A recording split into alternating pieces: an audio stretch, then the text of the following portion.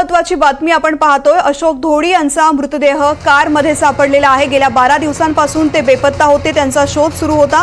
शिवसेनेचे पदाधिकारी आहेत आणि ते बेपत्ता झाल्यानंतर त्यांचा तपास सुरू करण्यात आलेला होता। गेल्या 12 दिवसांपासून बेपत्ता असलेल्या शिवसेना पदाधिकारी अशोक धोडी यांच्या कारचा सुगावा लागल्यानंतर ही कार गुजरातमधून बाहेर काढण्यासाठी प्रयत्न सुरू होते। क्रेनच्या सहाय्याने ही कार बाहेर काढण्यात आलेली आहे आणि या कारमध्ये अशोक धोडी यांचा मृतदेह सापडलेला आहे। अशोक धोडी यांचं अपहरण झाल्याचा आरोप त्यांच्या कुटुंबियांनी केलेला होता। त्यांच्या पत्नीच्या तक्रारीनंतर या प्रकरणाचा तपास पोलिसांनी वेगाने सुरू केला। मात्र अशोक धोडी यांचा पत्ता लागत नव्हता। अखेर त्यांची कार गुजरातच्या भिलाडी गावामध्ये असल्याचं कळलं। एका खदानीमध्ये ही कार पडलेली होती। ही कार बाहेर काढण्यासाठी क्रेनच्या सहाय्याने प्रयत्न करण्यात आलेले होते आणि या कारच्या डिकीमध्ये धोडींचा मृतदेह अखेर सापडलेला आहे। गेल्या 12 दिवसांपासून बेपत्ता असलेल्या शिवसेनेचे पदाधिकारी अशोक धोडी यांचा मृतदेह त्यांच्याच कारच्या डिक्कीमध्ये सापडलेला आहे। त्यांचं अपहरण करून त्यांचा शोध सुरू करण्यात आलेला होता। अपहरण झाल्यानंतर आणि अखेर त्यांचा मृतदेह सापडलेला आहे।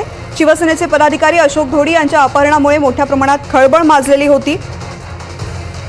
अखेर त्यांची कार गुजरातमध्ये सापडली। भिलाडीमध्ये एका खदानीमध्ये त्यांची कार पडली असल्याचं कळालेलं होतं। त्यानंतर पोलिसांनी त्या ठिकाणी धाव घेऊन या ठिकाणी कार बाहेर काढण्याचे प्रयत्न सुरू केले। क्रेनच्या सहाय्याने ही कार बाहेर काढण्यात आली आणि याच कारच्या डिकीमध्ये अशोक धोडी यांचा मृतदेह सापडलेला आहे।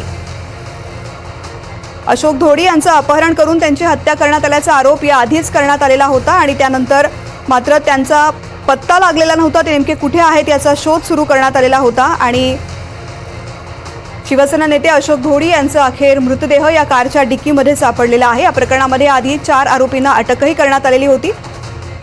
पालघरमधील घोलवड पोलिसांनी ही कारवाई केली होती आणि त्यानंतर अशोक धोडी नेमके कुठे आहेत याचा शोध सुरू करण्यात आलेला होता। राज्यभरामध्ये या प्रकरणामुळे खळबळ माजलेली होती। त्यानंतर अशोक धोडी यांचा शोध सुरू करण्यात आला। या प्रकरणामध्ये 4 आरोपींना याआधीच अटक करण्यात आलेली आहे। माझे सहकारी मनोज सातवी या संदर्भातली माहिती देत आहेत। मनोज, आता या प्रकरणात उलगडा झालेला आहे।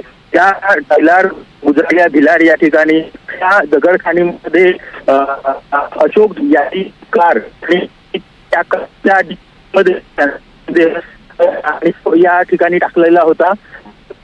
40-45 फूट डिक्कीमध्ये हा 40 ते 45 फूट आपल्या पाण्यामध्ये गेलेली होती आणि आता ही कार बाहेर काढण्यात पोलिसांना यश आलेले आहे। त्यासाठी 2 क्रेन वापर करण्यात आलेला आहे आणि या कारमध्ये कारच्या ज्या डिक्की आहे त्या डिक्कीमध्ये त्यांचा मृतदेह देखील आलेला आहे आणि अशा प्रकारे अशोक धोडी यांचं 20 अपहरण करून नंतर त्यांची मृतदेह गाडीमध्ये टाकून थेट महारातून गाडी करण्यात आणि ही कार आहे ती बंद पडलेल्या प्रमाणात पाणी खदानीमध्ये त्या खदानीमध्ये कार ढकलून देण्यात आलेली आहे आणि त्यानंतर आज पोलिसांनी ही कार बाहेर काढलेली आहे आणि कारमध्ये मृतदेह देखील आहे।